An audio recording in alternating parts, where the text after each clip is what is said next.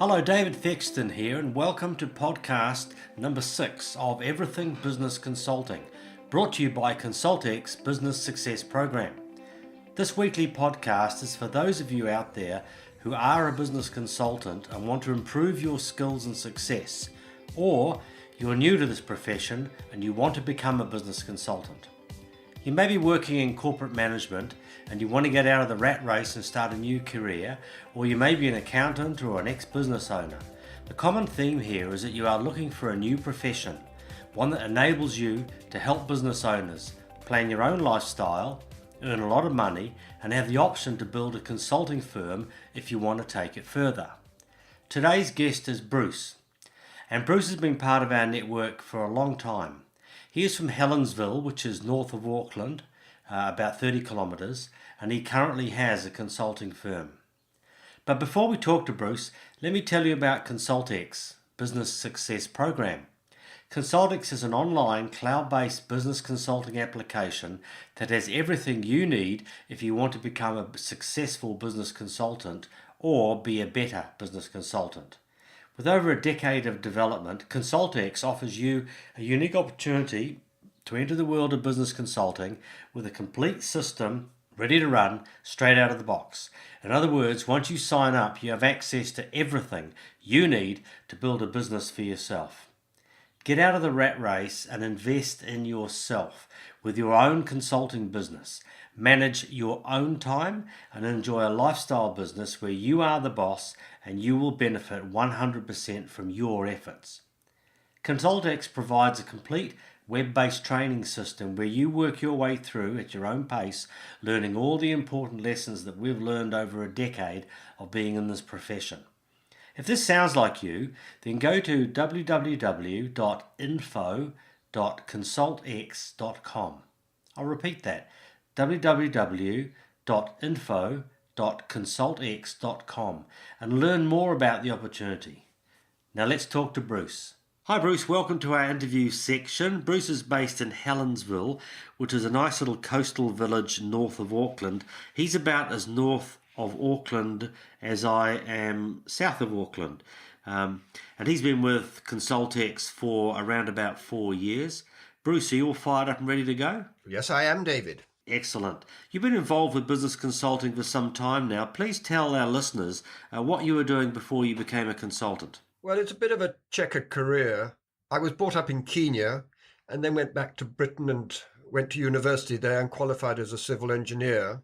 I worked with one of the largest British consultants, and both in Britain and around the world on large construction sites. I was mostly involved on the site supervision rather than the design. In 1980, we moved to New Zealand, where I was the tail race engineer for the tail race tunnel on the underground hydro station in the central North Island at Rangipo. This was a complete hydro station that was built completely underground. It was quite exciting. Yeah. Following this, we went into the horticultural business, had a couple of properties doing this, and then the last 17 years of that, we were growing cymbidium orchids as cut flowers, all of which were exported. To achieve market standards, quality and consistency were absolutely paramount. To remain viable in this very exacting market, we had to be highly productive, very clear on what we were trying to achieve, in other words, long-term goals, prioritize and plan ahead, deal with staff, budget very well, as our income was only over the picking period, and therefore we had a period where there was no income, half a year, and we really had to monitor our costs. We built this up from absolutely nothing, flat ground, to become one of the top producers in the country. And this experience of running very small businesses, coupled with my experience on the large construction sites, gives me a very good background for being a consultant. And I know exactly the pressures that the small business owner faces, which are the majority of New Zealand businesses. Yeah, that's your last last profession or occupation was the orchids. So what attracted you to business consulting? Well, we sold our business successfully, but I still wanted to do something, and I felt that I had some really valuable experience and I wanted to help people. We were heavily involved in the church, and so I have a lot of experience of committees and making committee work rather than just talking. So I've got a wide range of dealing with different people from different backgrounds. I was looking around at all options when you invited me to that day's seminar back in Auckland. I came home from this absolutely bubbling and then had to try and persuade my wife, who has her feet much more planted on the ground. Luckily, we had a webinar, if you recall, at that stage, and I was able to play that to her, and that was the beginning of my third career. Tell our listeners about your first 6 months once you'd become a consultant and done the training. What happened in your first 6 months? I think the best way to describe that is total immersion. Coming from my background, which wasn't anything formal about consultancy work, meant that there was a vast amount to learn and assimilate. The training was done in a different format, but I found the process hugely exciting. And using the business success program, that it was excellent. I always had that voice of fear sitting on my shoulder, but that's pretty natural, and certainly in that particular state, it's very natural, but that is something that we all need to deal with and learn how to deal with. As you gather, I didn't have I had no training on this subject, but as I was fairly well known in the local district, I decided to just simply walk into the businesses that I knew or around the area and talk to them. I was absolutely blown away by the way that people opened up, merely because I came in there as a business consultant now, presented a card and asked them the right questions as per the program, and they opened up. It was absolutely incredible. I acquired my first clients, two of them, within about the first 3 months of starting with ConsultX. And two of those I'm still working with, so that's quite reasonable. That's almost 4 years. Yeah. Very good. Could you tell our listeners also how you acquired those clients? You kind of touched on it there a little bit, but in the beginning, and then have you changed your methodology to how you get clients now? Yes, certainly. I didn't have a natural network because I hadn't been in this type of business at all. So I really had to start from square one. So that, for me, the obvious way to do that was initially work on cold calling. Again, I'd had no experience of that, so it was a question of simply doing it. We did also have a different form of telemarketing that we were following at that stage or using at that stage, which was of limited success, but certainly that raised one or two of the leads that I followed on to. Nowadays, it's much more about my network. I've got a very large network. I attend 2 breakfast meetings, so that's one BNI is every week, and the Business Over Breakfast Club is every other week. So I attend those regularly. And I attend the Chamber and the ATEED Business After 5 network meetings. So I have a very large network, and that is the way that I get my clients, and I work through those mostly on that now. You touched on the Business Success Program a couple of minutes back. Can you describe to our listeners in a little bit more detail the benefit that you gained from it? The Business Success Program is a logical process. It's like consulting by numbers to an extent. It enables you to look at every part of the business and scrutinize it for the gaps and where the gains are going to be made. It also provides the tools that we will need to be able to make those changes. However, I believe that the huge strength of the Business Success Program, apart from it being well tried and logical, is that it's a modular program. And this gives us a huge flexibility. So once you know what you're doing and how to use the program, it means that we can change the program to some extent to actually suit the needs of our clients rather than trying to fit the clients into the program. But by having said that, the order of the program works for something like 99% or 90% of the businesses that we would come across. ConsultX has actually revolutionized my working process. The part of the thing that I like about it is that the discovery meeting and the diagnostic meeting is what comes out of those meetings flows directly through to the business plan, through to the personal vision, through to the business vision, and through to the implementation processes that we deal with, the implementation meeting and the management meeting. So it's all integrated, which is a huge help. Most of my clients, as I say, are well established now. So my main use of ConsultX is in the implementation stage. For the fortnightly meetings and the fact that we incorporate Xero or MyOb to download the financials directly into the program means that the monthly financial meeting is much, much easier to present and to present nicely than it used to be when we had to pull the figures off the web and then put them into another program and produce it that way. Yeah, that was a bit cumbersome, wasn't it? It took much longer, and this way we have everything all together, all at our fingertips, and we can refer from month to month. The graphs for the tasks to be done are really good, and being able to send those to the clients as you finish the meeting is yet another bonus.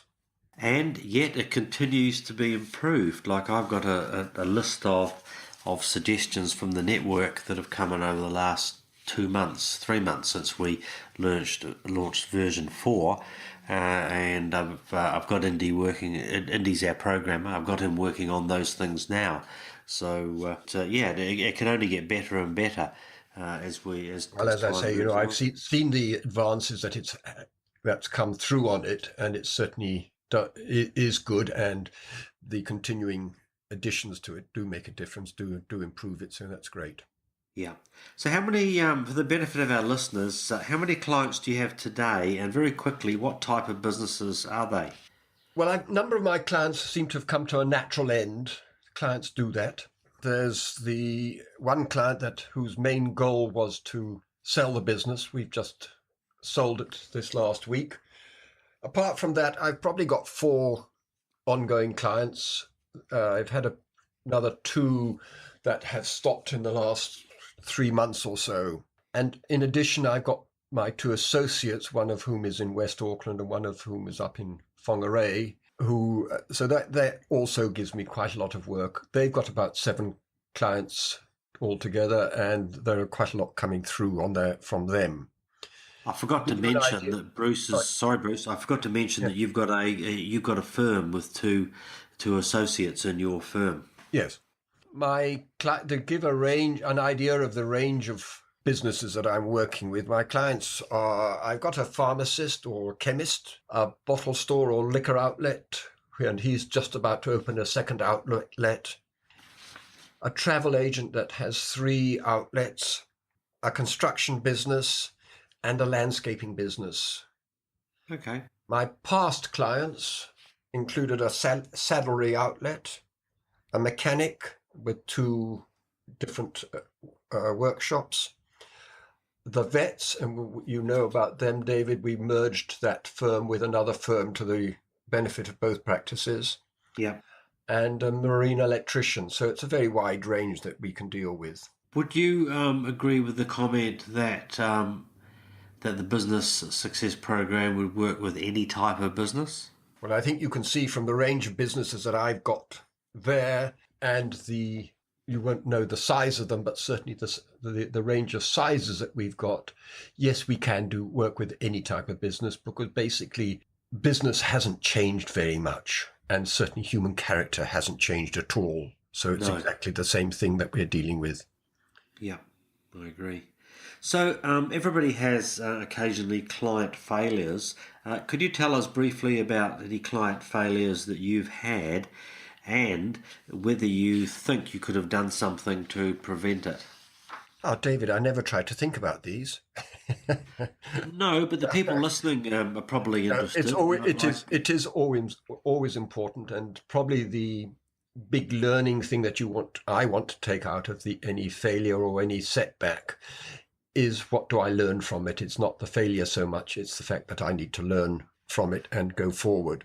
I think probably the biggest failure that I've had, and I rather suspect I still do it, is that I tend to talk too much. I get very excited about things and I forget the golden rule of if I say it, they will argue. If they say it, it's true, and therefore to make them say it. Yep. So that's probably the ongoing sort of failure that happens. And what the results of that is simply doing an awful lot of work trying to acquire a client and then not acquiring them. Yeah. Yeah. It's about 5 hours, isn't it? Sometimes more. It can be quite a lot of time. Sometimes it can be much more than that because you can nurture them for a while and then you get excited at the last minute and try to pitch too early or not reading the signs properly. And again, part of pitching is the need to, just before you get them to sign, is to ask that vital question. Now, is there anything that's going to stop you signing? And then to clear those objections up first. Yeah. One of the big failures I think that is worth highlighting is the need for us not to be too fixed on the program. The ConsultX, is a fantastic program, but it is there for our use, the consultant's use. It's not necessary for the client to know about it as such in many cases. The client wants his particular problem solved, and therefore we should work to to solve his problem, rather than saying to him, I can give you a program that will solve this problem. In actual fact, most small businesses simply aren't interested in the program. They're simply interested in having their answers or their problems solved. So I think the question of using the flexibility of the business success program is very important, because it enables us to have that flexibility. And it means that we don't try and squeeze a client into a square hole, if he's a round person, Yes. which means that it won't work. So we have to work to the client's needs, and that's paramount. And of course, except for what the client sees, or the prospect and client sees in the program that we show them, where we get them involved with it, that they don't really know about ConsultX and what's in the background. ConsultX is for us, it's for consultants, it's not for business owners.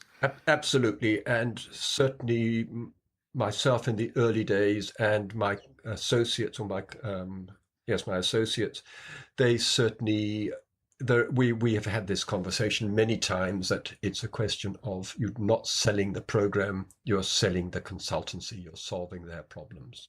Yeah, great. Can you give our listeners a couple of examples of how you've helped your clients to build a better business?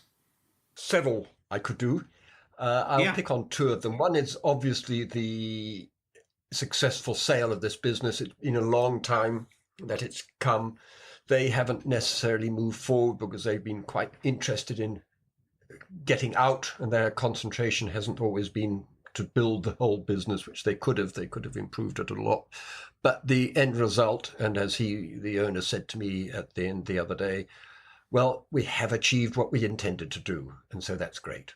And so that's very satisfactory, really.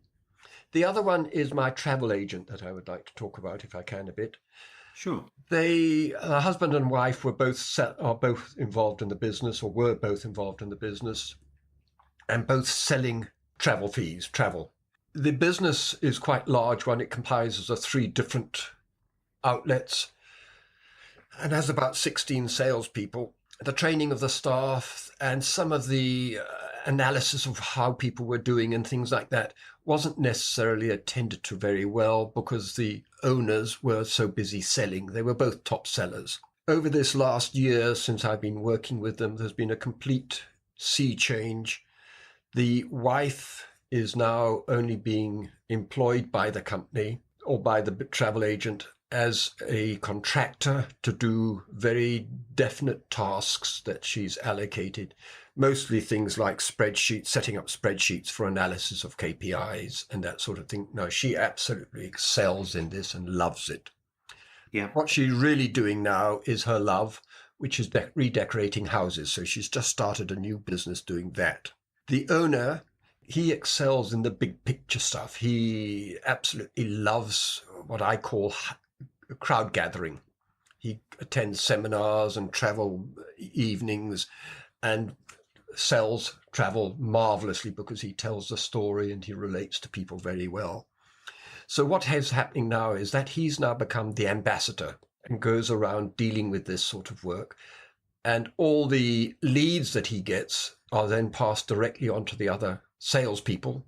And so the process, and then he's now able to attend to training the salespeople much better. The net result of this, while their income has dropped, the wife is now so much happier because she's doing what she loves and is feeling really positive about this and taken on a new lease of life. The owner is able to do what he loves, but his income has dropped. But he's able to lift each consultant, each of the salespeople, in procedure by 2 to 5%. So at a minimum, he's lifting his business probably by about 32%. Gosh. Which is something he could never have achieved on his own. So that, again, is a real success, and they're thrilled by it. Is he achieving that because he's got better measurement on the business and he can, as they say, if you measure it, you can manage it? Yes, the measurement is there, but it's also he's imparting his knowledge that he has of the travel business and of different places to the salespeople and hearing how they're dealing with the clients and constantly lifting their one-on-one approach. So that training is becoming absolutely huge. And they're now being measured and they're getting their goals clearly set and being re-energized if they're not quite getting to where they have to get to and things like that. So it's taken a completely different turn from what it was a year ago. That's great. Good stories there. Could you tell our listeners just a little bit about the average lifetime of your clients? We always talk about 3 to 5 years with a client. Often clients have they ask you to come in for a natural life, a natural thing. And I think mostly we will expect to have a 2.5, 3 year life with our clients. I have, as I say, a couple that are 4-year-olds. Most are about 2. But I have had ones that have dropped out after 3 months. And that was actually one of my failures that I could have mentioned, where I tried to get them on board. I tried to acquire them. And one of the carrots I offered was, well, let's just try it for 3 months. Yeah. And after 3 months, he said, we've done it for 3 months now, let's stop. And I was agency of my own destiny there. Yeah, talking to a couple of the other guys, Phil and Steve. Steve's got clients that go back right to the start, like 4 years and a little bit beyond that. What we talk about in training, Bruce, is to use the language of 3 to 5 years or 5 years, set 5-year visions, 5-year goals, and those sorts of things, and that's really communicating to the prospect that we're here for the long term and not for the short term like a everyday consultant would do. So, but I'm certain, and so is Steve and Phil, that some of their clients will go out to 5 years, and some might even go beyond that. So that's the target. Well, anyway. I mean, my liquor outlet, once we get the new outlet in, is going to have a completely new set of problems and how everything's going to have to be reevaluated as to how he works. And so that's going to be a completely different thing. So yes, I can see that one running on. And my pharmacist, which I've got as well, he's very comfortable with just how we're working at the moment. So that continues, yes. Let's talk about lifestyle, because one of the things that I talk about when I'm talking to new people coming into our network is that the consulting business can be as big or as small as you want it to be. And yeah, we had a good talking to Phil, talking to Steve. Steve's got his head wrapped around a certain lifestyle, and so has Phil. Can you tell our people a bit about what your lifestyle is like and what you've achieved so far? Well, I always believe that I've always thought that I'm probably one of the more extreme people in believing in lifestyle rather than just work. And I believe that we need to model this lifestyle, this ability to have a lifestyle rather than just work, to all our clients The concept that I believe that we should be having is that our business should be such fun that we enjoy doing it, but we should also be able to have a full life as well. And it shouldn't be all consuming. All too often, the small businessman is completely drawn into his business that he's bought, and then he has to make it work. So he's working every hour there is. And this is really exactly where we can fit in for them. So just to give you an idea of the lifestyle I have, I don't obviously have any office hours. I set my meetings in that so that they will fit with my lifestyle and also what the client has on. Yeah. And then I need to work around that. I've set my boat up so that it has a modem on it, which means I can do remote meetings and I can do quite a lot of work from the boat, which means I can spend an awful lot more time away, not necessarily being in the office, but still yet completely attend to my clients. My office is basically my home office, but I also use various rooms around the country, which belong to either lawyers or accountants or such like, or the banks, or I meet in the client's offices, the client's premises. And just as an example, yesterday was a beautiful day, so I was sitting outside by the pool in the shade of the sun with my computer and just working on a little bit of work there, but that was pretty idyllic. That sounds like heaven. Like I'm sitting in my office now looking out at all the, it's a bit rainy today, but looking out at all the paddocks and all the trees of all the rural country areas of South Auckland. It's yes, great. we had that same sort of view as much similar to what you have, David. Yeah. And that's from my office. The other aspect that is worth highlighting here is because everything is remote based or on the cloud, and because I have very large distances to travel up to Whangarei or around here, I quite often do remote meetings by Skype or by the internet. So that is part of what is happening. So I don't have to be in an office to do my work. And the other thing that is worth talking about lifestyle, working with clients is just hugely exciting, especially when it starts to move. It's enormously rewarding. Well, that's all I've done since 2005, and you probably heard me talking that I think I've always been a consultant. It was back in the 90s when I owned a big beverage company. I got a group of all my friends together, and every second Tuesday we had a breakfast, and I ended up being a kind of a mentor to them. So I kind of been a consultant from way back then, and then in 2005, after I sold that business, I was able to get into it full time, and it's all that I want to do. It's all that Mandy wants to do. We do believe in focus. We got a interest in a small mechanical business, but that only takes about 3 or 4 hours a week. But apart from that, this is it. And I get a big kick out of getting results for clients. It's very gratifying, I feel. Yes, So, I agree. Sorry. It is just hugely satisfying when it goes well, and when they turn around and say, thanks, Bruce, that's great. yeah. It's a big high, big buzz. Yeah, it's great. Think about the people who are listening, and once upon a time you were a flower grower and you were thinking about the best path to enter the consulting profession. There's really there's 3 things you can do. You can be what Wayne used to call a notebook and pencil guy, which is you go and buy a pad and a pencil and some business cards and just go and start talking to people.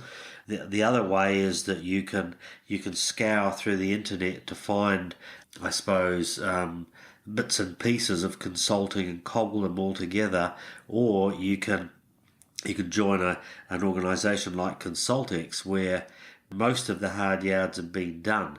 And I said on the podcast I had with Steve, I said that I started building the business success program for myself in 2005, and really, in hindsight, all I did was build a skeleton, and it's all people like yourself and other people in our network who have put ideas forward and who have helped us to build ConsultX to where it is today. So thinking about those people who are listening again, can you talk to them just about what the best path actually is?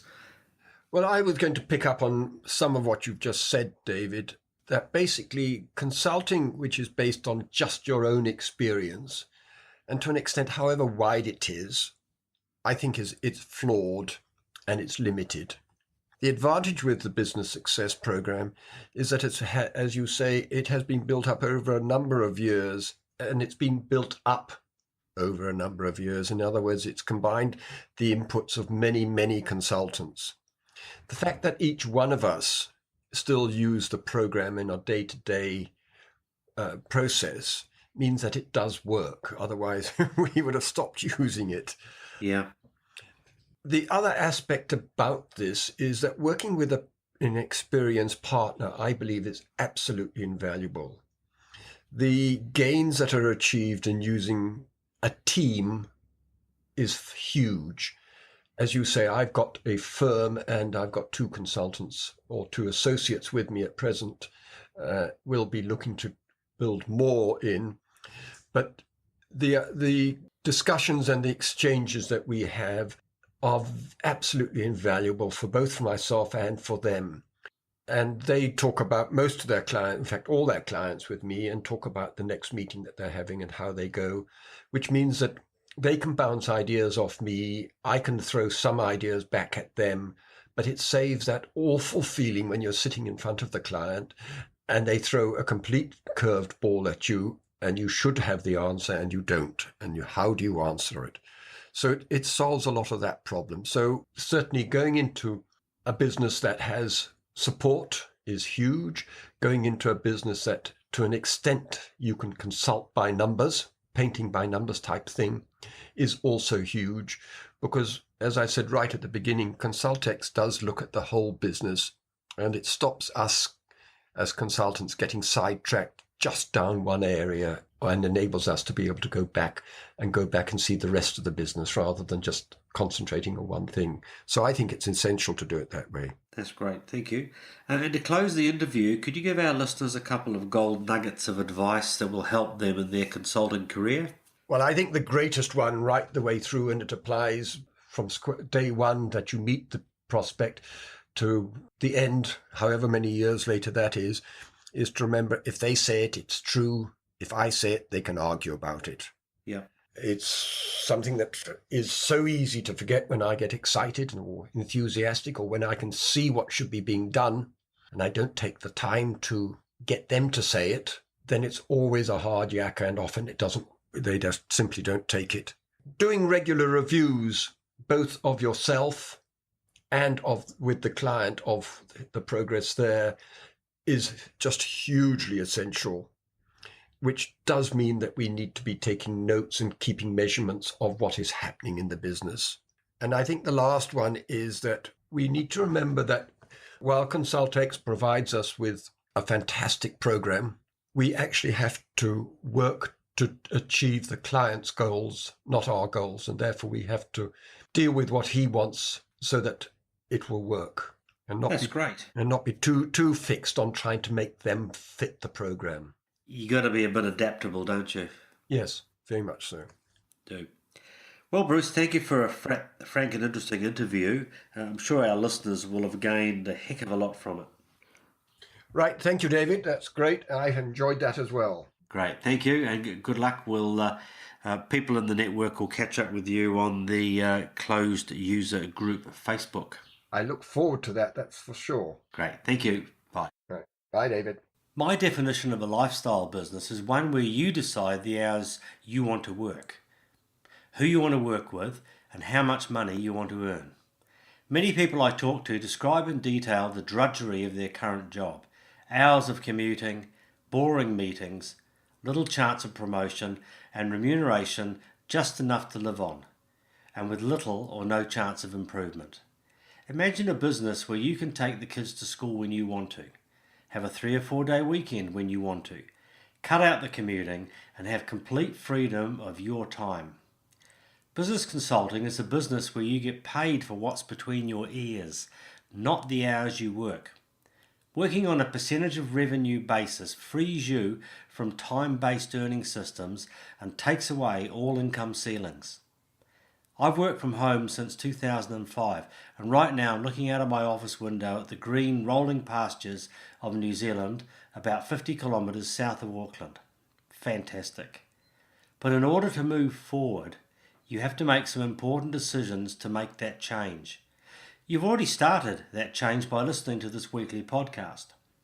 This podcast is all about that change, and each week we'll be highlighting a number of topics and features that will be of interest to you, whether you are already a consultant or you're looking to become one. We will interview people in our network and dig deep into what makes them tick and why they have become successful. We will read out your letters and answer them for you. We will discuss a case history from our clients' files.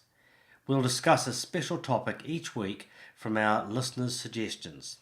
That's you. Bottom line, if you're a business consultant and you want to improve or you want to become a business consultant, then this is the podcast for you. This podcast will be recorded every Monday, New Zealand time, and will be available to you every Wednesday, United States time. Our email address for communication is david@consultx.com. If you want to get more information right now, then go to www.info.consultx.com. I'll repeat that, www.info.consultx.com. There you'll find everything you need to know to become part of our ConsultX network. Thanks for listening, and we'll see you again next week on Everything Business Consulting.